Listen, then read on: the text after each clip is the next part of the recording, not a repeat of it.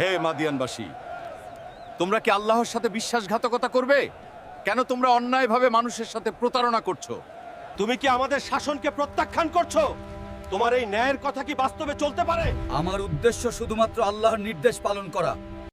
দুনিয়ায় আল্লাহর পথে প্রায় 1,24,000 নবী এসেছেন। আজকের এই এপিসোডে আপনি জানতে পারবেন তাদের মধ্যে 15 জন নবীর জীবনের বিশেষ গল্প আর তাদের পিতামাতার অজানা তথ্য যা আগে কখনো শোনেননি। প্রতিটি গল্পে লুকানো আছে শিক্ষা, ধৈর্য, ঈমানের শক্তি। তাই চোখ কপালে ধরে পুরো ভিডিওটা দেখুন, কারণ প্রতিটি মুহূর্তে রয়েছে চমক। হযরত আদম আলাইহিসসালাম, মানবজাতির প্রথম শিক্ষা। হযরত আদম আলাইহিসসালাম শুধু প্রথম মানুষই ছিলেন না, তিনি ছিলেন মানবজাতির প্রথম শিক্ষার্থী। আল্লাহ তাকে জান্নাতে সৃষ্টি করেছিলেন, কিন্তু দুনিয়ায় পাঠানো হয়েছিল একটি উদ্দেশ্য নিয়ে, পরীক্ষা আর দায়িত্ব শেখানোর জন্য। সবচেয়ে বড় পরিচয় ছিল তিনি ভুল করেছিলেন, কিন্তু ভুলের পর লুকিয়ে যাননি। তিনি শিখিয়েছেন ভুলের পর আল্লাহর দিকে ফিরে আসাই প্রকৃত সফলতা। আল্লাহ তাকে সব কিছু নাম শিখিয়েছিলেন যাতে মানুষ বুঝতে পারে ইসলামে জ্ঞানই প্রথম সম্মান। শয়তান সেজদা করেনি অহংকারে, আর আদম আলাইহিসসালাম ক্ষমা চেয়েছেন বিনয়ে। এখানেই পার্থক্য।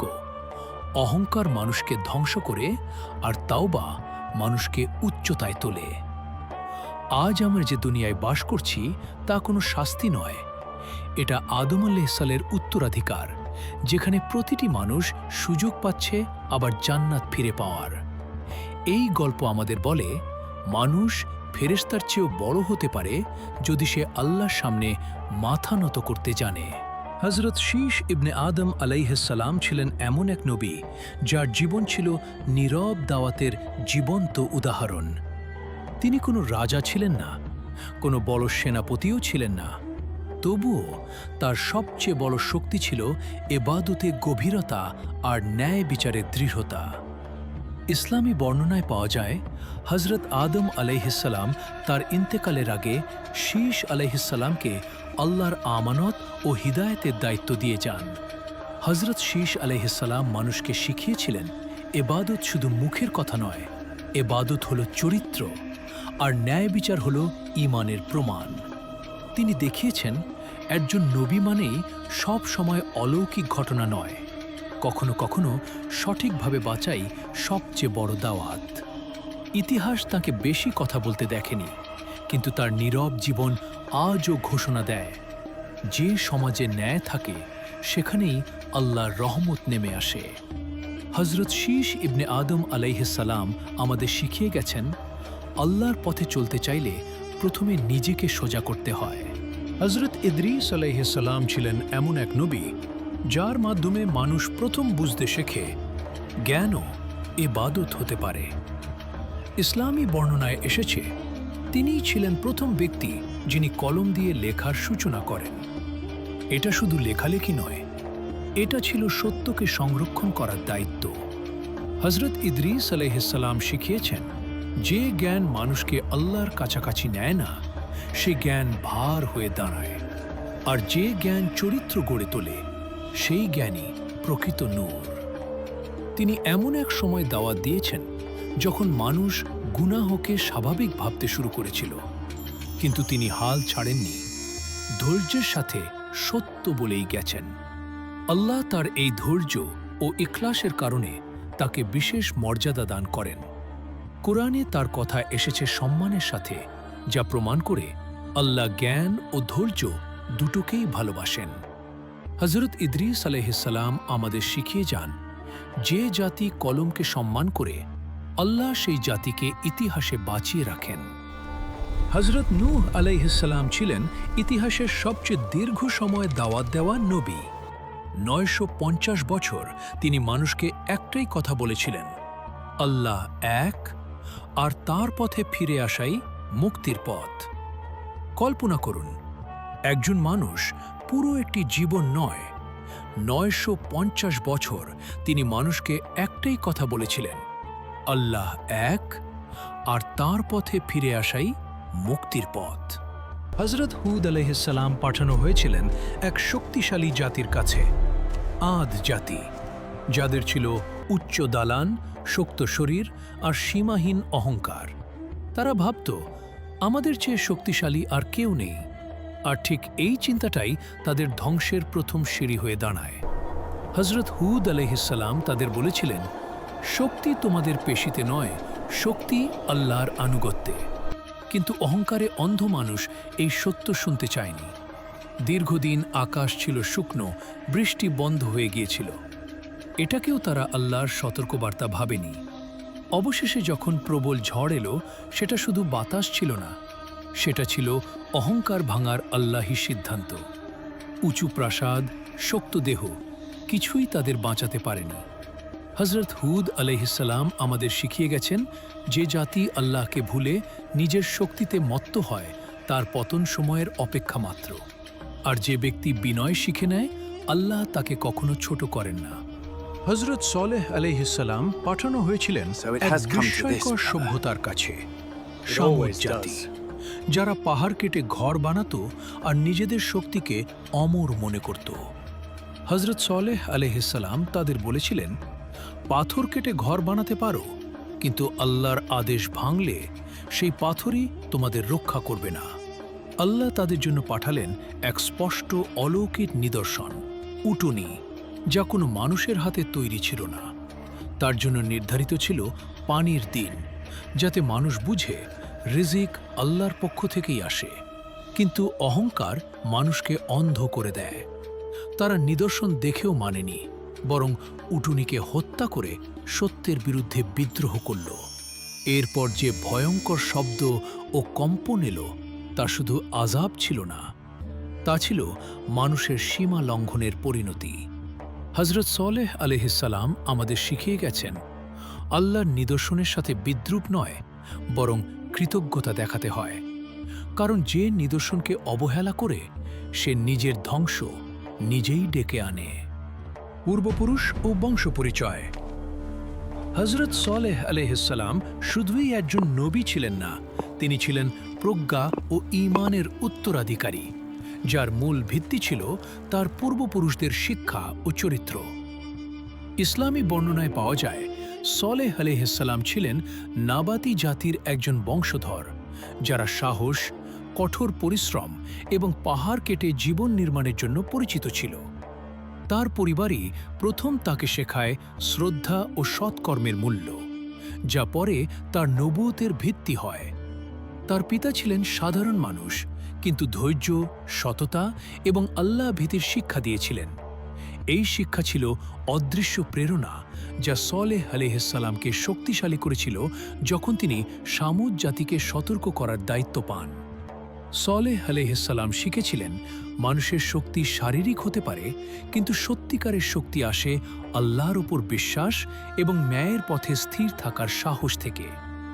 তার বংশধরের শিক্ষা ছিল শুধু জীবন ধারণের জন্য নয়, এটি ছিল মানবতার জন্য হেদায়েতের বীজ, যা পরবর্তী প্রজন্মকে নৈতিকতা ও ঈমানের দিকে দাওয়াত দেয়। এভাবেই হজরত সলেহ আলাইহিসসালামের পূর্বপুরুষের শিক্ষা তার নবুয়তের মূল ভিত্তি হিসেবে কাজ করে। আমরা আজও তার জীবন থেকে শিখতে পারি, যদি পরিবার ও বংশধরের শিক্ষা আল্লাহর পথে থাকে, তবে কোনো শক্তি মানুষকে ভ্রান্ত করতে পারবে না। হজরত ইব্রাহিম আলাইহিসসালাম ছিলেন আল্লাহর পক্ষ থেকে পাঠানো এমন এক নবী, যিনি তাওহীদের অটল ভিত্তি স্থাপন করেছিলেন। তিনি সেই সমাজে জন্মগ্রহণ করেছিলেন যেখানে মানুষ মূর্তি পূজা ও অহংকারে বিভোর। তারা নিজেদের শক্তি, ধন সম্পদ আর ক্ষমতাকে দেবতার সমতুল্য ভাবত। ইব্রাহিম আলাইহিসসালাম জানতেন, সত্যিকারের শক্তি কেবল আল্লাহর আদেশ পালন এবং তাকওয়ার মধ্যে। তিনি মানুষকে বারবার আহ্বান জানান, মূর্তি পূজা ত্যাগ করে আল্লাহর একত্ব স্বীকার করো, কিন্তু তার উপর কারত্ব স্বীকার করো। কিন্তু তাদের অহংকার ছিল সীমাহীন। তারা ইব্রাহিম আলাইহিসসালামকে অবহেলা করল, হয়তো তাকে হত্যা করার পরিকল্পনাও করল, কিন্তু আল্লাহর সাহায্য ছিল ইব্রাহিমের সঙ্গে। অবশেষে যখন তাকে আগুনে নিক্ষেপের হুমকি দেওয়া হলো, সমাজের চোখে এটি ছিল শেষ অধ্যায়। কিন্তু আল্লাহর ইচ্ছায় আগুন ঠান্ডা ও নিরাপদ হয়ে গেল। এক অদৃশ্য হাত তার শরীরকে ক্ষতি করতে দেয়নি। এটি শুধু অলৌকিক ঘটনা নয়, এটি মানুষের অহংকারের বিরুদ্ধে আল্লাহর শক্তির নিদর্শন।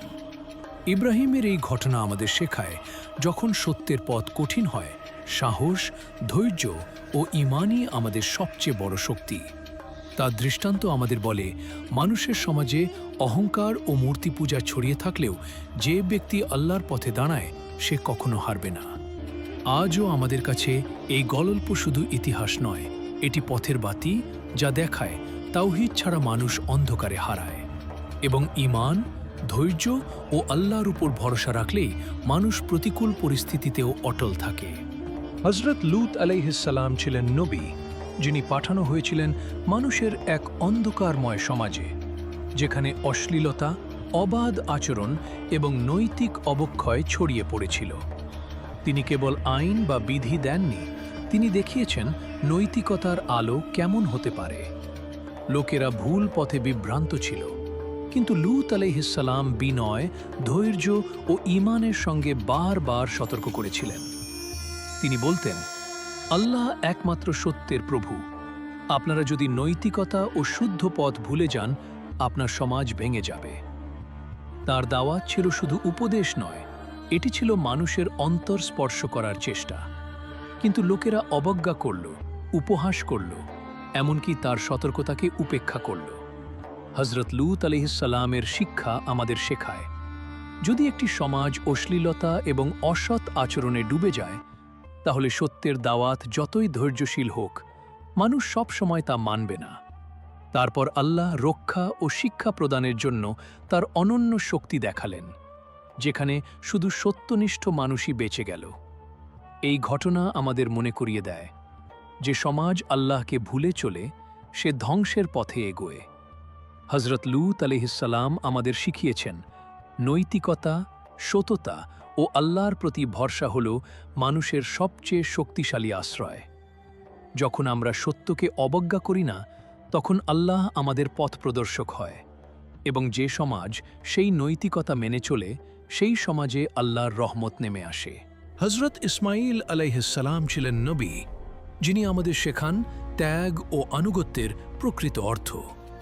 তিনি শুধু আদম আলাইহিসসালাম বা ইব্রাহিম আলাইহিসসালাম এর উত্তরাধিকারী হিসেবে পরিচিত নন, তিনি ছিলেন সেই মানুষ যিনি পিতার প্রতি শ্রদ্ধা এবং আল্লাহর প্রতি সম্পূর্ণ বিশ্বাসকে জীবনের মূল শিক্ষা হিসেবে গ্রহণ করেছিলেন। কুরবানির গল্পের মধ্যে, যেখানে আল্লাহ ইব্রাহিম আলাইহিসসালামকে তার প্রিয় সন্তানকে কুরবানি দেওয়ার জন্য প্রস্তুত করতে বলেন, সেই মুহূর্তে ইসমাঈল আলাইহিসসালামের মনকে নষ্ট না করে তিনি বলেছিলেন, Father, Allah's command is correct. I am ready. পিতা, আল্লাহর আদেশই সঠিক, আমি প্রস্তুত। এই অনন্য দৃঢ়তা ও ত্যাগ মানুষের জন্য এক শিক্ষণীয় উদাহরণ। তিনি দেখালেন, ভয়, ভয়ঙ্কর পরিস্থিতি বা সমাজের চাপ কোনোভাবেই ঈমানকে দমন করতে পারে না। ইসমাঈল আলাইহিসসালাম শুধু নিজের জীবন দিয়েই নয়, তার সাহস, ধৈর্য এবং আল্লাহর প্রতি পূর্ণ বিশ্বাসের মাধ্যমে সকল যুগের মানুষকে শিক্ষা দিয়েছেন। যে ব্যক্তি আল্লাহর পথে নিজেকে উৎসর্গ করে সত্যি আল্লাহর নৈকট্য পায়। আজও এই শিক্ষা আমাদের বলে, ত্যাগ ছাড়া ঈমান পূর্ণ হয় না। আল্লাহর আদেশ মেনে চলা হলো জীবনের সবচেয়ে বড় শিক্ষা। হযরত ইসমাঈল আলাইহিসসালাম আমাদের শেখান, যদি আমরা আল্লাহর প্রতি সম্পূর্ণ আস্থা রাখি, সত্যিই আমাদের পথ উজ্জ্বল হবে এবং আমাদের কৃতকর্ম ও ত্যাগ কখনো বৃথা যাবে না। হযরত ইসহাক আলাইহিসসালাম ছিলেন সেই নবী, যিনি নবুয়তের ধারাবাহিকতা রক্ষা করেছিলেন। তিনি হযরত ইব্রাহিম আলাইহিসসালাম ও হযরত ইসমাঈল আলাইহিসসালামের পথকে অবিচল রেখে মানুষকে আল্লাহর একত্ব ও নৈতিকতার দিকে ডেকেছিলেন। ইসহাক আলাইহিসসালাম ছিলেন শান্ত ও ধৈর্যশীল, কিন্তু তার অন্তর ছিল গভীর ঈমান এবং আল্লাহর প্রতি সম্পূর্ণ আস্থা। তিনি বুঝতেন, নবুয়তের শিক্ষা শুধুই এক বংশের জন্য নয়, এটি মানবজাতির জন্য চিরন্তন দাওয়াত। তার জীবন আমাদের শেখায়, যদি পূর্বপুরুষরা সত্যের পথে চলেছেন, তার ধারাবাহিকতা রক্ষা করা হলো এক নবীর বড় দায়িত্ব। তিনি কখনো অহংকারে ভরা সমাজে হাল ছাড়েননি, বরং আল্লাহর পথে অবিচল ছিলেন। ইসহাক আলাইহিসসালামের দাওয়াত ছিল সহজ কিন্তু গভীর, মানুষকে শুদ্ধ পথের দিকে ফিরিয়ে আনা, আল্লাহর বিধানকে সম্মান করা এবং নৈতিকতা রক্ষা করা।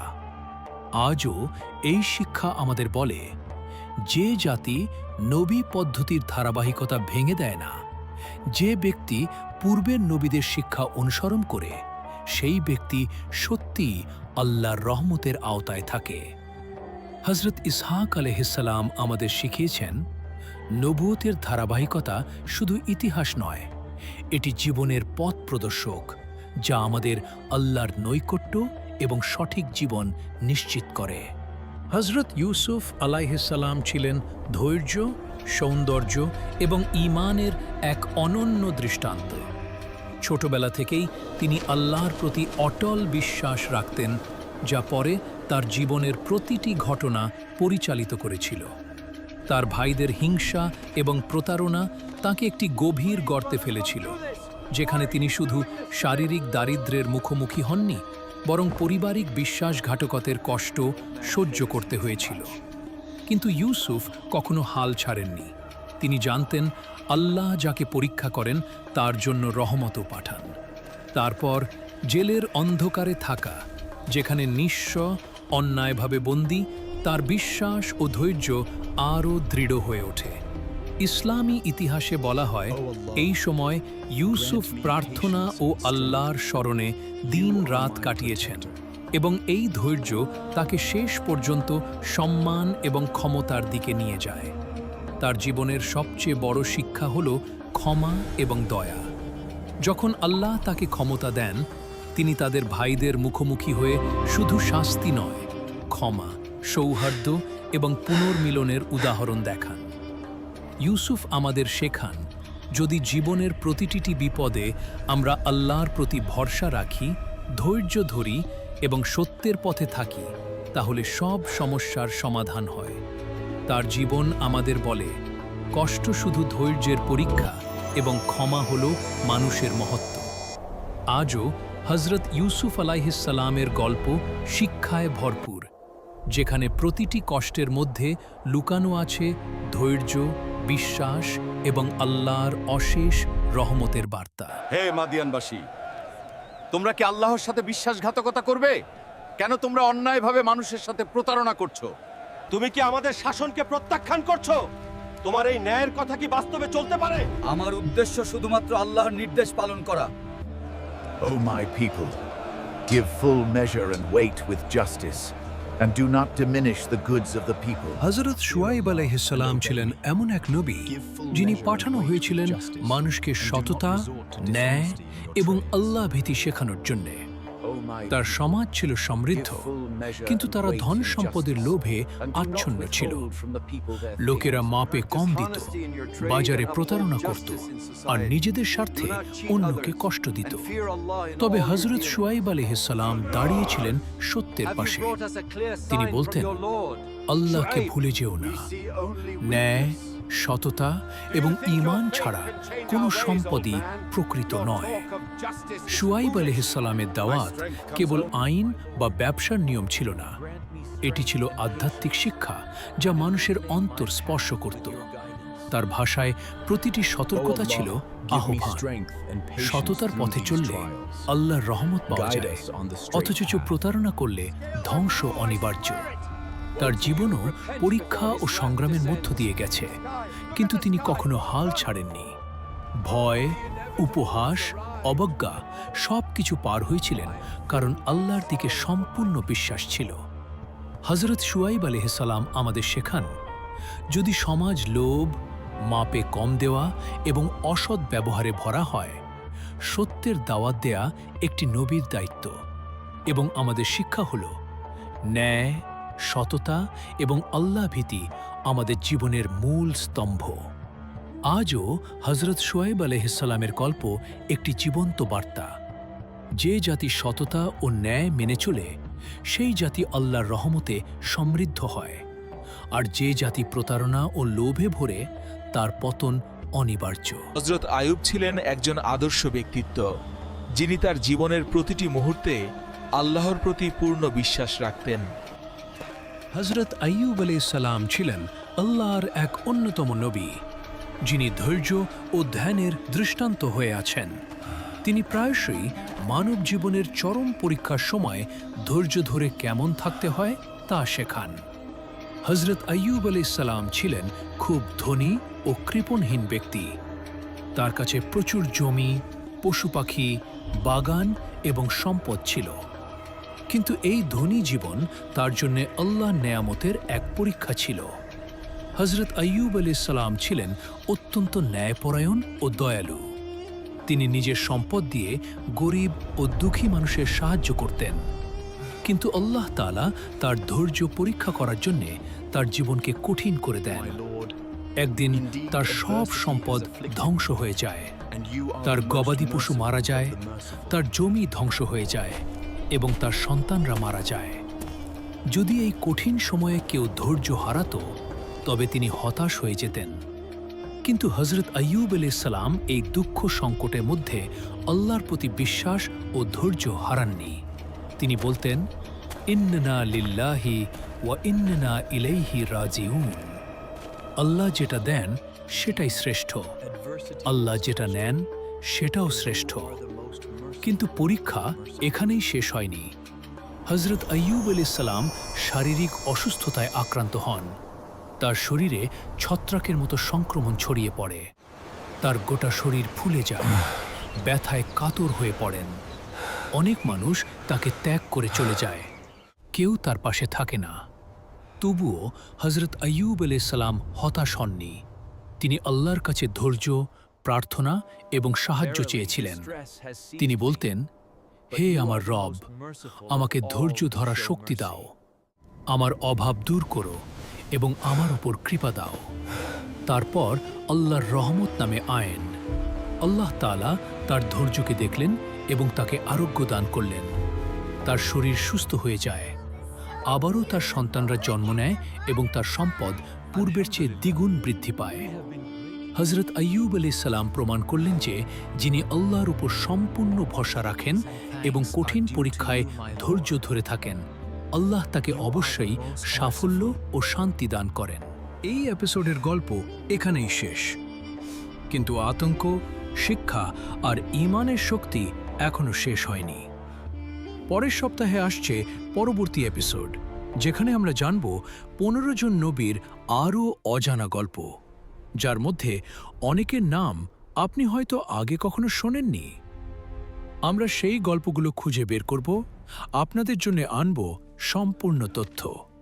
তাই আমাদের সাথে থাকুন এবং সাবস্ক্রাইব করতে ভুলবেন না ইমান টক্স বাংলা অফিসিয়ালে, যেখানে প্রতিটি গল্প আপনার হৃদয়ে স্পর্শ করবে এবং ইমানের আলো জ্বালাবে।